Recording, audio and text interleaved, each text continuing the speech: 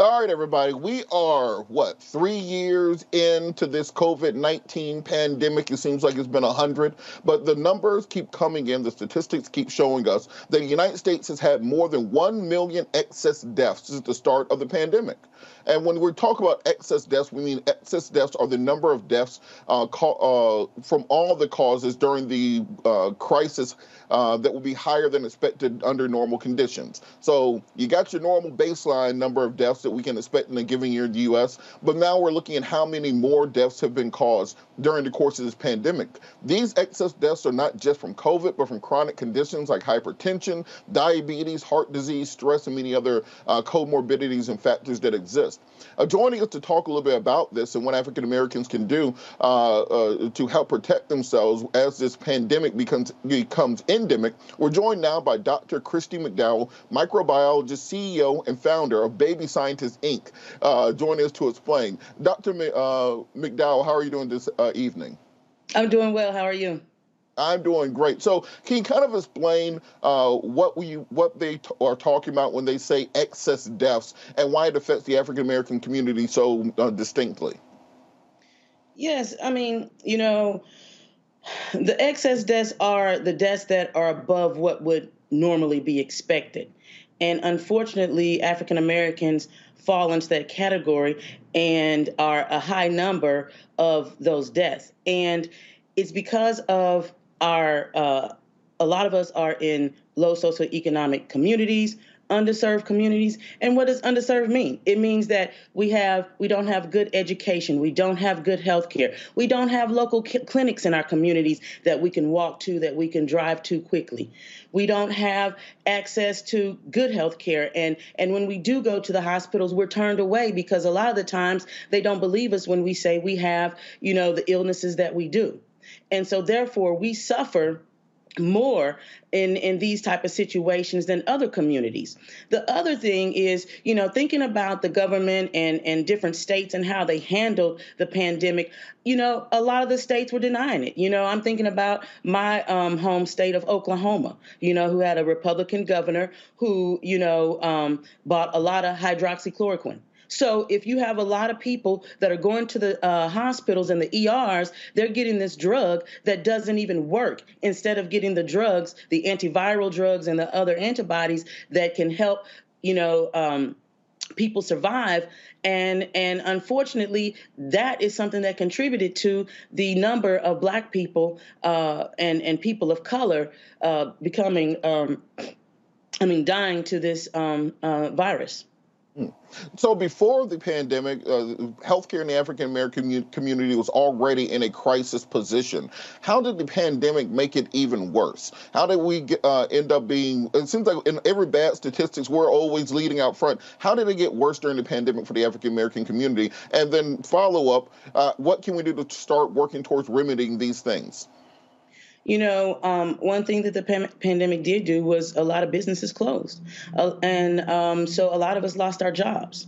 A lot of us are in the service industry. So we have to be out there, in the grocery stores, in the fast food restaurants, and being exposed to the virus, unlike others. And so when people lose their jobs, that's the lack of income. They don't have the funds to, they don't want to spend their extra money on gas to go to the hospital. They say they don't want the excess medical bills, and so those are some of the things that exacerbated, and also the lack of information that got to our communities.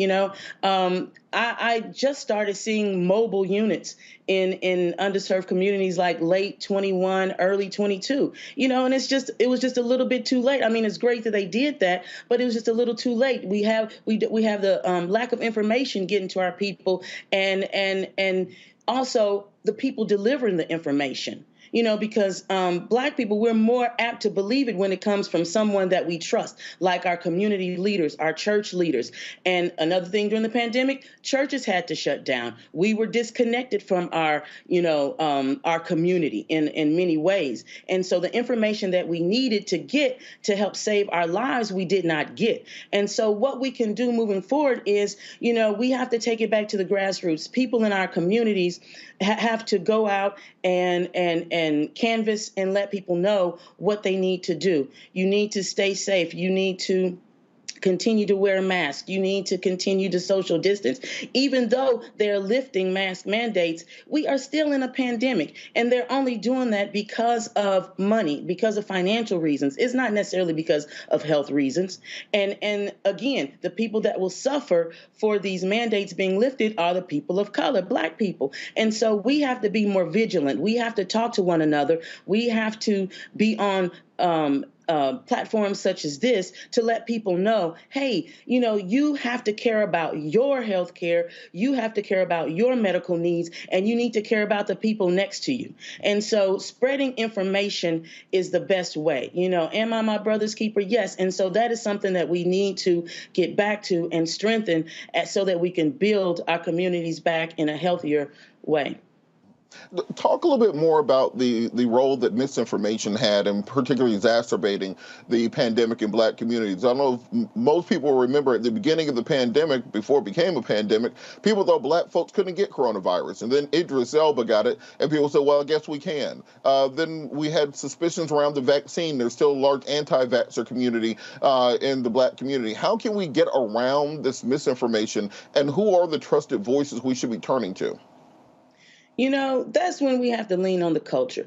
A lot of our, leaders in, the music, entertainment industry, we're always on social media. The people, and that was one of the problems that exacerbated the issues for our community, is that our people were spreading these lies and misinformation about the vaccine and what we needed to do. And that was something that really irritated me, because I'm like, I know T.I. was one person. I love T.I., but he was saying, oh, all you have to do is boil, water with lemons and breathe it in, and that'll kill the virus in your nose, and you'll be fine. And it was many other people that were spreading things such as that and 5G. And so one other thing is that, a lot of people in our community don't have access to the internet. They don't have cable. So what do they have? They have their phones.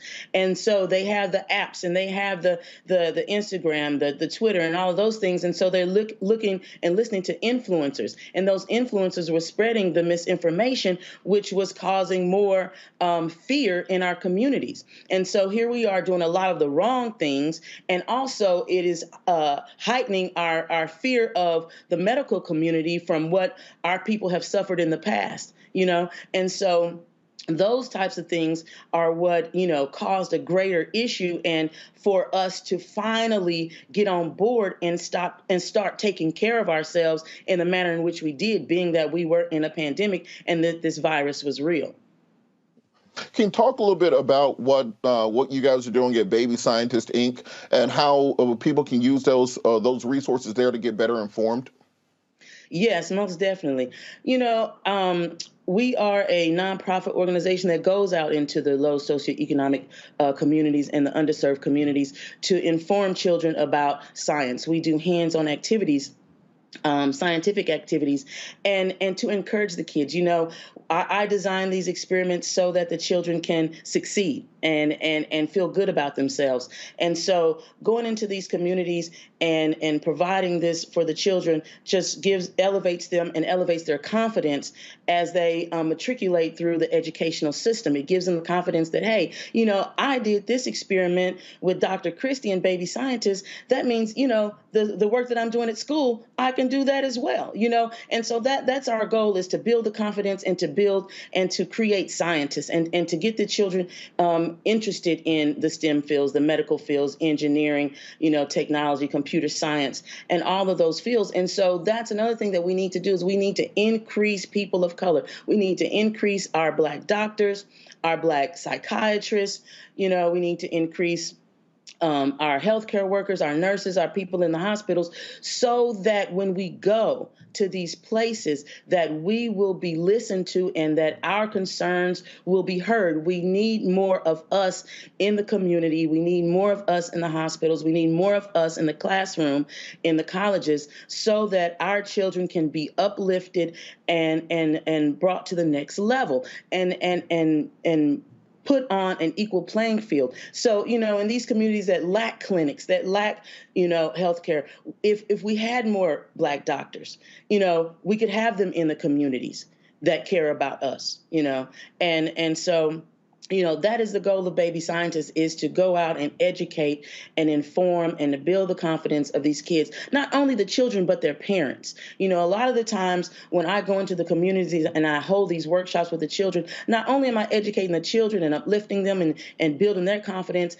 but I'm also educating the parents. And so it's small, companies like me and others out there that are vital to spreading good information, vital information, and to spread knowledge and confidence to our people so that we can be more in the communities and in these medical fields and other positions to help our people when times like these come about. All right, and so before we run out of time, how can people follow you online? How can people get in contact with you? Plug away. Okay, cool. I am on Instagram at babyscientist_org. I am on the internet, babyscientist.org, babyscientistcamps.org. I am on Facebook at Baby Scientist, and so you can find me on those platforms. All right, thank you so much, Dr. Kristy McDowell, microbiologist and CEO, founder of Baby Scientist, Inc. Back to our Roland Martin Unfiltered video in just one moment.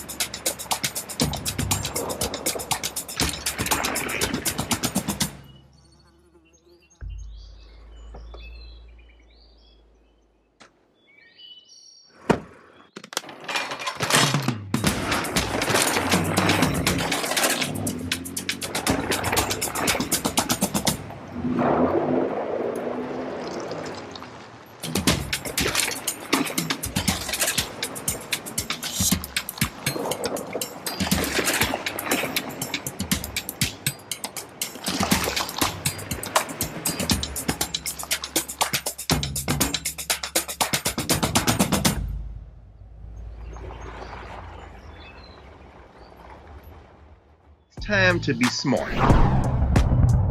Roland Martin's doing this every day. Oh, no punches! Thank you, Roland Martin, for always giving voice to the issues. Look for Roland Martin in the whirlwind, to quote Marcus Garvey again. The video looks phenomenal, so I'm really excited to see it on my big screen. Support this man, Black Media. He makes sure that our stories are told. See, there's a difference between Black Star Network and Black-owned media and something like CNN. I got to defer to the brilliance of Dr. Carr and to the brilliance of the Black Star Network. I am rolling with Roland all the way. Honored to be on a show that you own. A Black man owns the show. Folks, Black Star Network is here. I'm real revolutionary right now.